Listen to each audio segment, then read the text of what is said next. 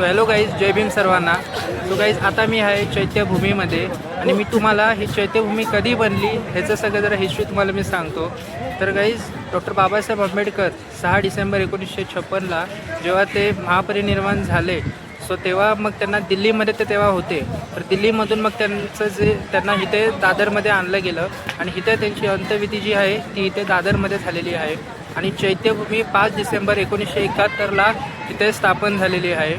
6 डिसेंबरला दरवर्षी महापरिनिर्वाण दिवस असतो आणि त्या दिवशी प्रचंड म्हणजे भारतातच नाही तर पूर्ण देशभरातून इथे लोक येत राहतात आणि डॉक्टर बाबासाहेब आंबेडकरांना मानवंदना देण्यासाठी अख्ख्या देशभरातून लोक येतात आणि त्यांचे आशीर्वाद घेण्यासाठी येत राहतात. गाईज, तुम्हीसुद्धा इथे या आणि तथागत गौतम बुद्ध आणि डॉक्टर बाबासाहेब आंबेडकरांना वंदन करा. कारण की डॉक्टर बाबासाहेब आंबेडकरांनी आपल्यासाठी जे केलेलं आहे ते कोणीच करू शकत नाही.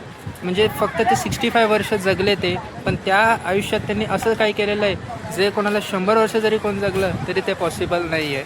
तर मी हेच म्हणेन की आपण आपलं लाईफ जर आपल्याला एकदम सुखमयी आणि एकदम आनंदाचं जगायचं असेल तर आपण तथागत भगवान गौतम बुद्ध आणि भारतरत्न डॉक्टर बाबासाहेब आंबेडकरांचे विचार आपण ध्यानी मनी ठेवू आणि त्यांच्याच पावलावर आपण चालू. चला मग, जय भीम. Bye bye.